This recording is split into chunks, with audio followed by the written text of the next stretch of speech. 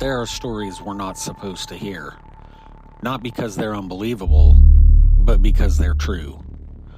Stories buried under redactions, whispered in hallways, hidden behind the faces of people who learned the hard way that silence is safer than the truth.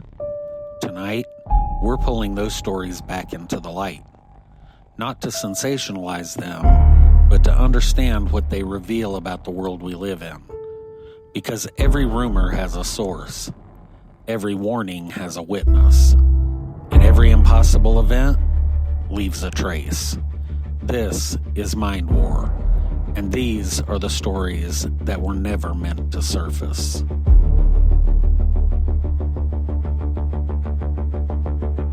Hey, what's up, everybody? Welcome back to the Mind War podcast. I'm Badger. This is Grandmaster, and we got a good one for you. Grandmaster, you want to kick us off? Yeah, because I want to kind of piggyback off of some stories from yesterday. Okay. This is another hospital story. It's called Ghost Clinics. That's the headline. The bad part is people are supposed to trust these places, and this is a healthcare issue, right? What it is, they don't actually treat patients. They exist only on paper. That's it. They're not real. Okay, so here's the article. There's no waiting rooms, no real foot traffic, but somehow they're billing thousands of dollars per patient. High-end treatments, infusion therapies, diagnostic panels. And here's where it gets really dirty. Some of the doctors listed, they don't even know they're being attached to these patients. That's crazy. They don't even know they're attached to the actual place either. Their names or licenses used like stolen credit cards. Now, this is affecting doctors too, not just patients. And that's affecting the doctors. Now, the patients, on the other hand, they're not patients, they're data, or data, however you want to say it. Pulled from breaches, recycled, run through the system like ghosts.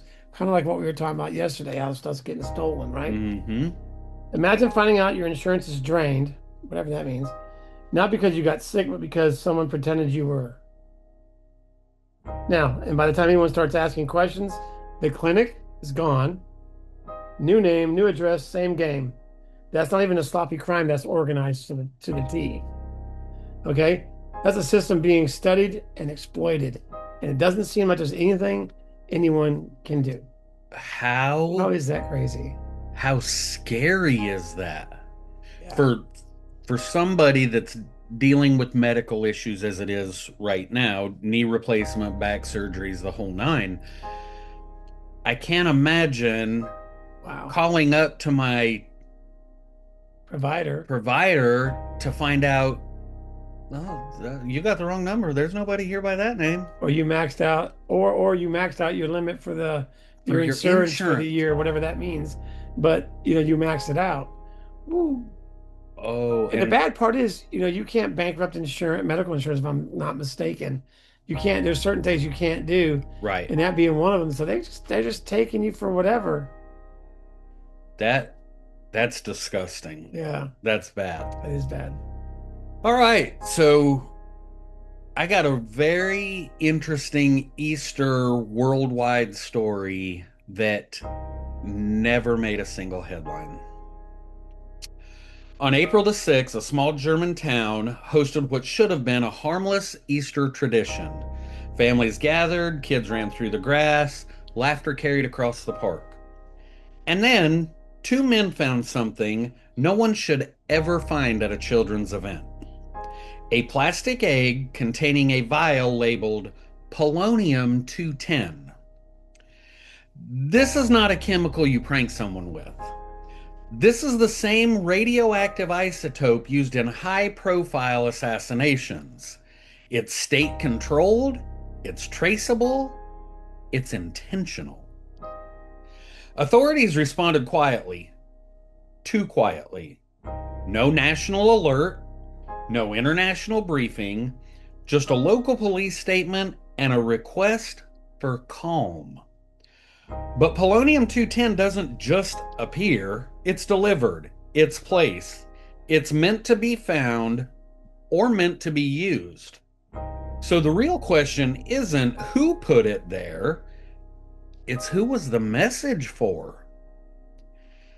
Polonium-210 is a state level access item, Grandmaster. It's not like you can go down to the local store and just pick up a vial of polonium 210. Let's go procure it on the right channels.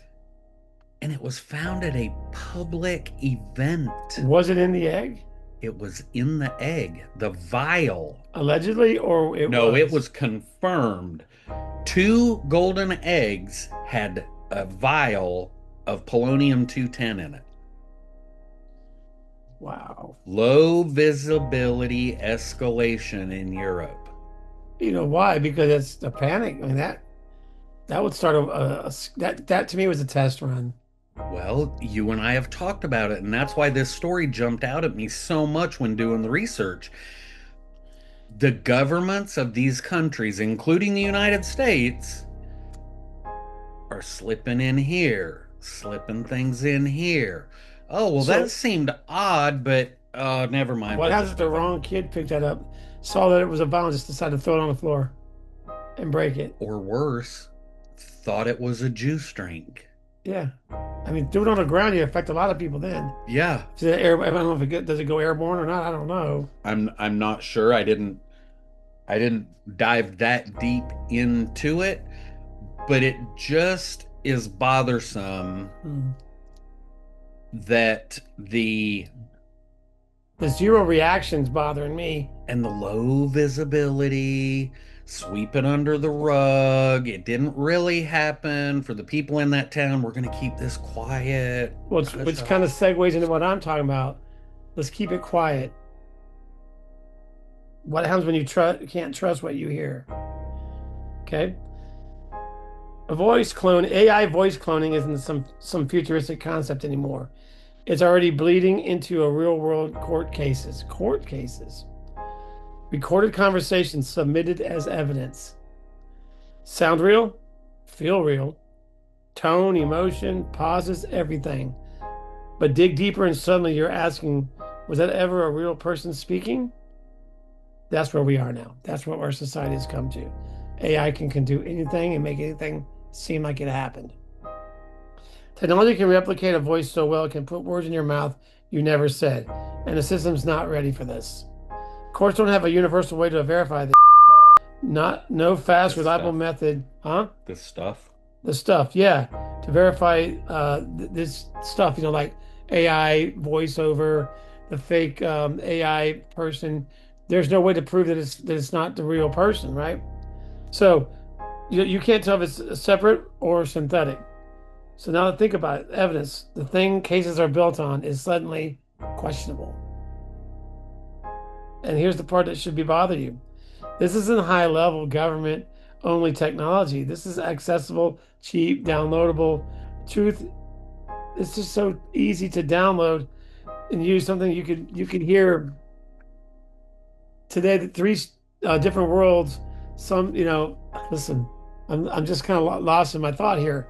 It might just be something someone built. The problem is, truth used to be something you could hear. Right. If someone told you this is so and so, this is a voice of someone saying this and this and this, you could hear it, you could believe it, and you go, okay, this is good. But now with this cheap downloadable technology, I mean, I see this thing on TikTok, make this picture dance, and this person is dancing. If you and I were not the people that we are, there's a program that I have that could literally put you and I in this seat and show like we're talking, and it's not us. That's the part that I'm telling you. Now, where's that go moving forward for lawyers and courts that want to just burn people or don't care about the real truth? They're going to go by what they hear, and the person's like, I never said that. Well, that's your voice. Well, it's all AI now. Right. AI is everywhere. Everything we do is AI. So scary. That's very scary. But the problem is it's so cheap to get. It's untraceable. So. Wow. Well, my next story, kind of concerning. A Fiji cruise ship went aground and nobody heard about it. Yesterday, while the world argued about politics and celebrity drama, a cruise ship ran aground on a coral reef near Fiji.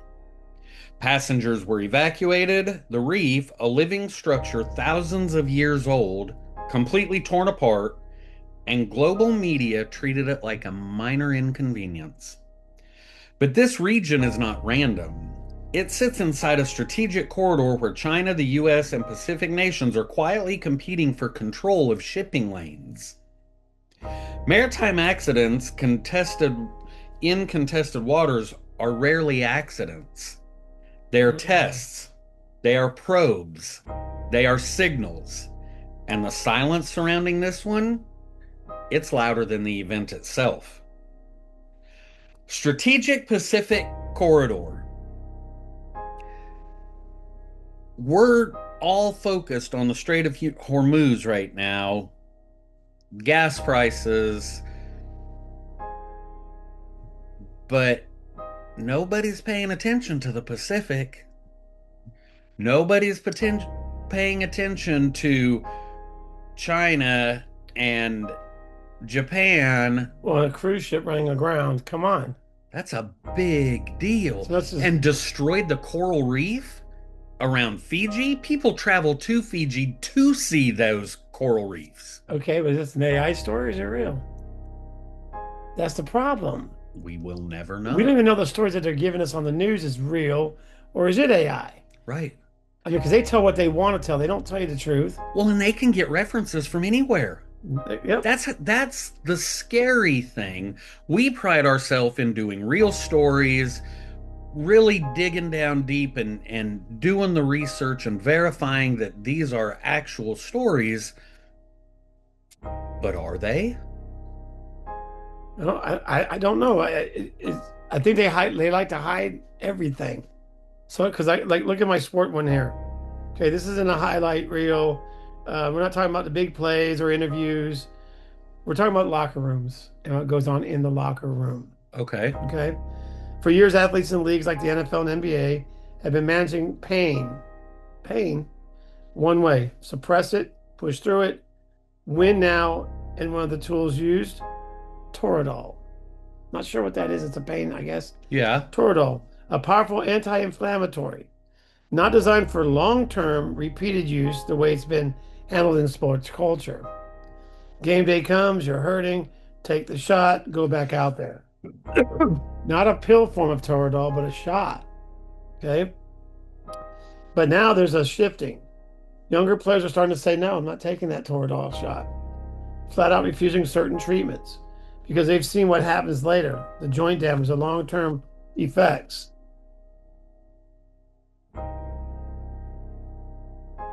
In every case, the trust is being tested, manipulated, pushed its limit. Because the problem is there's always money involved in anything that we do. You know what I'm saying? Money is the bottom line. Because the problem right now is the teams are adapting slowly. They're trying to change, but it's a slow change. Okay, they're trying cold therapy, load management. You told me what load management was the other day. Explain that real quick. So load management, while it hurts the fan, it's basically these teams that sit players periodically to keep them healthy, to not exacerbate injuries. Here's my issue with that. If I'm a 9 to 5er and I work in an office building, how many load management days do I get off? Yeah, well, the difference is in your office building, they're not worried about winning. Very true. Right now, see, they're worried about winning. Want to win some great trophy. They don't care about your body tomorrow in the sports world. Right. Not today. Your body tomorrow, who cares? Because the star player, it sits out the effects of everything: games, money, pressure. But if he plays through it,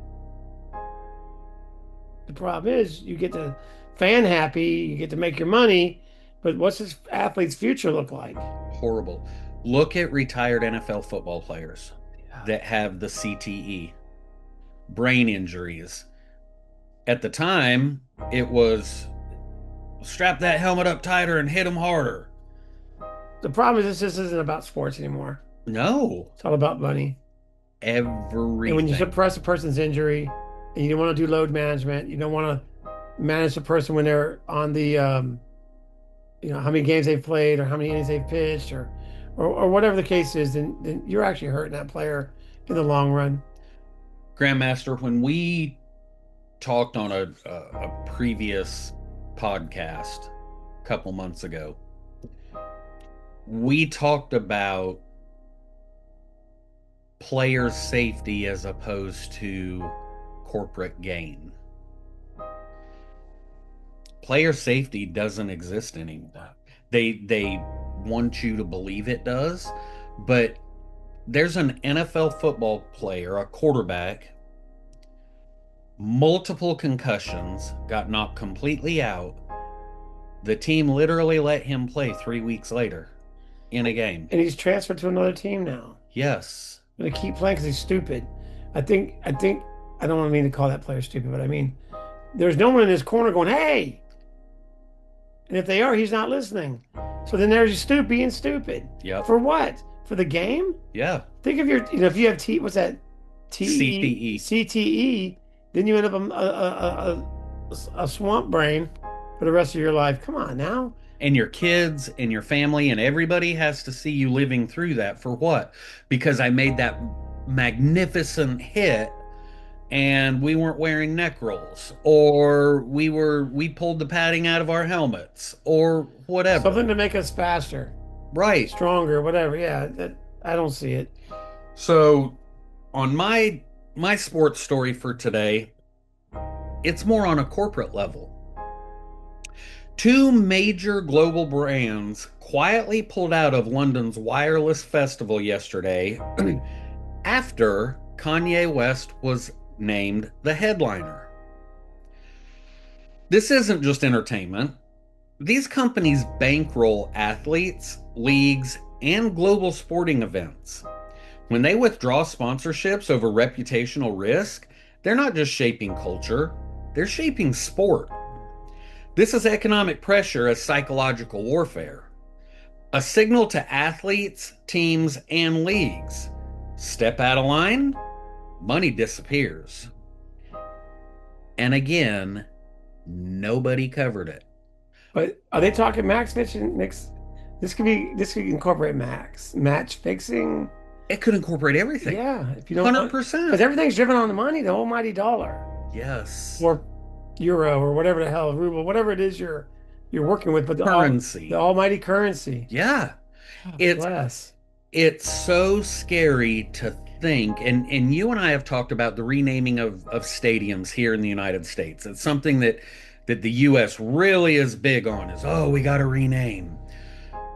We don't have stadiums in America like they do in Europe. We don't have anything like the Etihad, a fixture, because ours has to be the Walmart, Pepsi, Coca-Cola, Monster Energy arena at Orlando's Capital One Park. Okay, look, I didn't know that the Winston Cup in NASCAR, was cigarettes Right. until later on in life when they decided to make it the Nextel Cup or whatever because anti-smoking, and so it's no longer the Winston Cup. What the frick? Couldn't you make it the Nextel race and the Winston Cup championship? The Winston Cup sounded amazing. I grew up that my whole life. I never knew it was about Winston cigarettes, and who gives a damn?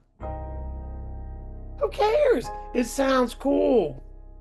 But God, if people all of a sudden started not liking Nextel, brand Nextel, ooh. Well, that's what happened. Yeah, That's why exactly. Monster jumped in. Gee. And these corporate sponsors literally are controlling the sport. It's money, man. It's all money. Unreal. 6 crazy stories. 6 crazy signals given from those stories. These things should be on the news. 6 warning lights hiding in plain sight. Yes. This is the Mind War podcast, and the war, it's always closer than you think. Have a great day. We look forward to seeing you on the next podcast. Remember, always be kind.